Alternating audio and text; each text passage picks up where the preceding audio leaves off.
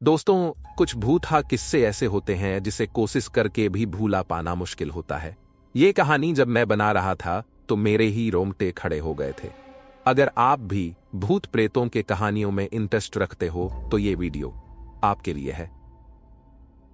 कृपया बच्चे इस वीडियो से दूर रहे। रवि, जो एक छोटी सी दुकान पर काम करता था, एक दिन जब वो देर रात से अपने घर लौटता रहा था, उस रात दुकान पर ज्यादा काम होने की वजह से वह और भी देर से निकला। आसमान में काले बादल छाए हुए थे और सड़कों पर सन्नाटा पसरा हुआ था। उसके घर तक पहुंचने का सबसे छोटा रास्ता एक पुराने कब्रिस्तान से होकर गुजरता था। गांव में लोग उस कब्रिस्तान के बारे में तरह तरह की डरावनी कहानियां सुनाते थे। रवि ने कभी इन बातों पर यकीन नहीं किया था। जैसे ही रवि कब्रिस्तान के पास पहुंचा, ठंडी हवा का झोंका आया।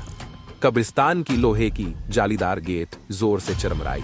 दूर कहीं एक उल्लू चीखा और वातावरण अचानक और भारी लगने लगा। रवि ने अपने कदम तेज कर दिए। कब्रों के बीच से गुजरते हुए उसे ऐसा महसूस हुआ जैसे कोई उसे देख रहा है। उसने नजरें ऊपर की। एक आकृति दिखी, सफेद कपड़ों में कोई व्यक्ति। उसने इसे अपनी थकान का असर समझकर नजरअंदाज किया। जैसे ही रवि आगे बढ़ा, उसे पीछे से कदमों की आहट सुनाई दी। वह रुका और पीछे मुड़कर देखा। वहां कोई नहीं था। वह फिर चलने लगा, लेकिन आहट और तेज हो गई। अब उसे ऐसा लगने लगा कि कोई उसका पीछा कर रहा है। रवि ने अपने दिल को मजबूत किया और आगे बढ़ता रहा। लेकिन तभी उसके दाएं तरफ एक पुरानी टूटी हुई कब्र से अजीब सी आवाजें आने लगी। ऐसा लग रहा था जैसे कोई उसे पुकार रहा हो। रवि ने सोचा कि यह उसका वहम होगा और उसने अपनी गति और तेज कर दी। तभी एक परछाई उसके सामने आ खड़ी हुई। वह आकृति बहुत लंबी थी। उसके बाल बिखरे हुए थे और आंखें जलती हुई लाल दिखाई दे रही थीं। रवि का पूरा शरीर ठंडा पड़ गया। परछाई ने उसकी ओर इशारा करते हुए कहा, तू यहां से जिंदा नहीं जाएगा। रवि ने डर के मारे आंखें बंद कर ली और भगवान का नाम लेने लगा। अचानक एक रोशनी की किरण उसके पीछे से आई और वह आकृति जोर से चिल्लाते हुए गायब हो गई। रवि ने पलटकर देखा तो वहां एक बूढ़ा इंसान खड़ा था।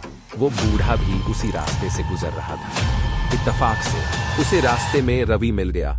उस बूढ़ा व्यक्ति ने कहा, डर मत बेटा, ये आत्मा सिर्फ कमजोर दिल वालों को डराती है। अगर तुमने डर दिखाया होता तो यह तुम्हें कभी घर नहीं पहुंचने देती। अब जल्दी से यहां से निकल जाओ।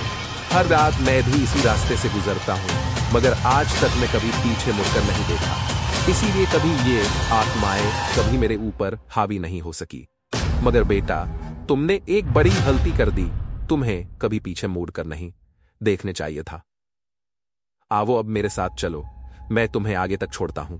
रवि को उस बूढ़े व्यक्ति पर भरोसा हुआ, उसके साथ चल दिया। मगर उसे नहीं पता था कि वो बूढ़ा व्यक्ति भी एक भटकती आत्मा थी, जो रवि को अपने बातों में बहला के उसे ले जा रही थी। कुछ देर चलने पर रवि को एहसास हुआ कि वो जिस कब्रिस्तान से अपनी जान छुड़ाकर चला था, वो घूम फिर के उसी कब्रिस्तान के नजदीक आ गया। इसके साथ वो बूढ़ा व्यक्ति भी कब्रिस्तान पर पहुंचकर अंधेरे में कहीं गायब हो गया। ये देखते ही रवि वही बेहोश हो गया। जब अगली सुबह उसकी आंख खुली तो वो अपने आप को एक कब्रिस्तान में पाया। उसके साथ कई आत्माएं भी भटक रही थी। रवि को अब ये एहसास हो चुका था कि अब वो इंसान नहीं, उस कब्रिस्तान का हिस्सा बन गया है, जहां से कोई वापस लौटता नहीं। कैसी लगी ये कहानी? उम्मीद करता हूं आपको मेरी कहानी पसंद आई होगी। अगर पसंद आए तो एक लाइक और चैनल को सब्सक्राइब करना ना भूलें।